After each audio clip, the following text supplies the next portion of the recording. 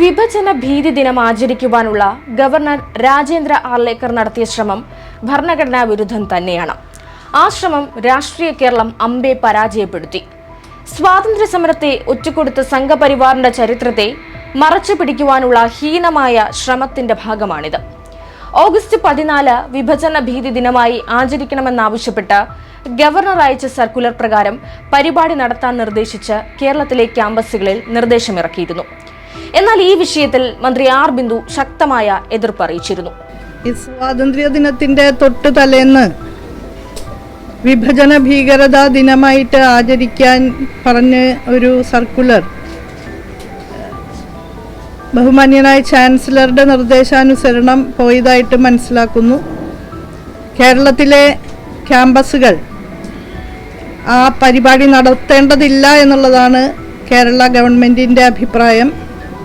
കേരളത്തിലെ ക്യാമ്പസുകളിൽ വർഗീയ നീക്കം നടത്താൻ സംഘപരിവാറിനെ അനുവദിക്കില്ല എന്ന് തന്നെയായിരുന്നു സർക്കാർ നിലപാട്. ബ്രിട്ടീഷ് വിരുദ്ധ സ്വാതന്ത്ര്യ സമരത്തിന്റെ ചരിത്രത്തിൽ ഒരിടത്തും കണ്ടിട്ടില്ലാത്തവരാണ് ഈ RSSകാർ. ഇന്ത്യയിലെ ബ്രാഹ്മണിക്കൽ ഹൈറാർക്കി ശക്തികളെ കൂട്ടുപിടിച്ചുകൊണ്ടാണ് ബ്രിട്ടീഷ് കൊളോണിയലിസ്റ്റുകൾ സ്വാതന്ത്ര്യ സമരത്തെ തകർക്കാനുള്ള ശ്രമങ്ങൾ അവലംബിച്ചത്. നമ്മുടെ സ്വാതന്ത്ര്യ ദിനത്തെ പോലും വർഗീയത ആളിക്കത്തിക്കുവാനുള്ള അവസരമായി കരുതുന്ന സംഘപരിവാർ നീക്കങ്ങളെ മതേതര ശക്തികൾ ശക്തമായി പ്രതിരോധിക്കേണ്ടതുണ്ട്.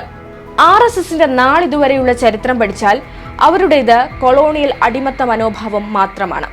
ഒരു ഘട്ടത്തിലും ബ്രിട്ടീഷ് വിരുദ്ധ സമരത്തിൽ പങ്കെടുത്ത ഒരു RSSകാരനും മർദ്ദനം ഏറ്റുവാങ്ങുകയോ ജയിലിൽ പോകുകയോ ചെയ്തിട്ടില്ല എന്നത് യാഥാർത്ഥ്യമാണ്.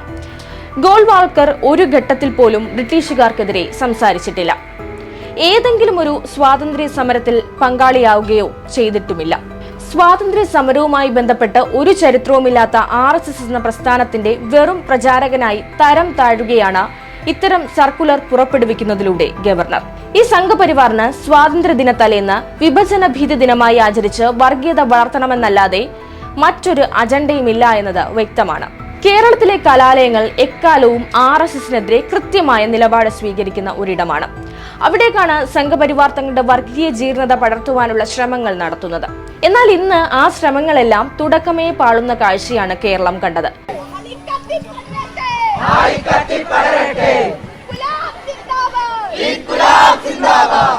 ധനുവച്ചപുരം കോളേജിൽ ആചരണം നടത്തുവാനുള്ള ABVP ശ്രമത്തിനെതിരെ ശക്തമായ പ്രതിഷേധമാണ് SFI അറിയിച്ചത്.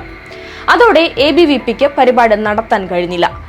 കാസർഗോഡ് ഗവൺമെന്റ് കോളേജിൽ വിഭജന ഭീതി ദിനം ആചരിച്ച യൂണിറ്റിന് കോളേജ് അധികൃതർ കാരണം കാണിക്കൽ നോട്ടീസും നൽകി. ABVPക്കേറ്റ വലിയ തിരിച്ചടിയായിരുന്നു ഇത്. വിഭജന ഭീതി ദിനം ആചരിക്കുവാനുള്ള ഗവർണറുടെ നിർദ്ദേശം കൊച്ചിയിലെ ക്യാമ്പസുകൾ പൂർണ്ണമായി തള്ളുകയാണ് ചെയ്തത്. ഇവിടുത്തെ വിദ്യാർത്ഥികൾ ഒരു കാരണവശാലും അങ്ങനെ ഒരു വിഭജന ഭീതി ദിനം നടത്താൻ വേണ്ടിയിട്ട് അനുവദിക്കില്ല എന്നുള്ളതിൻ്റെ ഉറപ്പാണ്. കാരണം ഇവിടെ ഇന്ന് സാധാരണ നിലയിൽ എല്ലാ ദിവസവും നടക്കുന്നതിനുള്ള പ്രക്രിയകൾക്കപ്പുറത്തേക്ക് വേറെ ഒരു പ്രത്യേകതയും ദിവസത്തിന് ഇതുമായിട്ട് ബന്ധപ്പെട്ടിട്ട് ചെയ്തു പോകുന്നില്ല. കൊച്ചിയിലെ സർവകലാശാല ക്യാമ്പസുകളിലും കോളേജ് ക്യാമ്പസുകളിലും ദിനാചരണം നടന്നില്ല. മഹാരാജാസ് കോളേജ് ഉൾപ്പെടെയുള്ള കേരളത്തിലെ ക്യാമ്പസുകളിൽ ക്ലാസുകളെല്ലാം പതിവ് പോലെ നടന്നു. വിദ്യാഭ്യാസ സ്ഥാപനങ്ങളിലേക്ക് ഇത് കൊണ്ടുവരുമ്പോൾ അതിനെ വിദ്യാർത്ഥികളിലൂടെ യുവാക്കളിലൂടെ തന്നെ കേരളത്തെ അങ്ങനെ ആക്കി മാറ്റാം എന്നതാണ് അവരുടെ ശ്രമം. അവരുടെ ആഗ്രഹം അതാണ് എന്നുണ്ടെങ്കിലും അതുവരെ നടപ്പാകില്ല എന്നുള്ള നിലപാട് തന്നെയാണ് കേരളത്തിലെ എല്ലാ വിദ്യാലയങ്ങളിലും എല്ലാ സ്ഥാപനങ്ങളിലെയും വിദ്യാർത്ഥികൾ പറഞ്ഞു വെക്കുന്നതെന്നാണ് മനസ്സിലാക്കാൻ സാധിക്കുന്നത്. മനുഷ്യരെ ഭിന്നിപ്പിക്കാനും RSSന്റെ ആശയം പ്രചരിപ്പിക്കുവാനുള്ള ഇത്തരം ശ്രമങ്ങൾ കേരളത്തിലെ ക്യാമ്പസുകൾ അനുവദിച്ചു കൊടുക്കില്ലെന്നായിരുന്നു മഹാരാജാസ് അടക്കമുള്ള കേരളത്തിലെ ക്യാമ്പസുകളിലെ വിദ്യാർത്ഥികളുടെ നിലപാട്.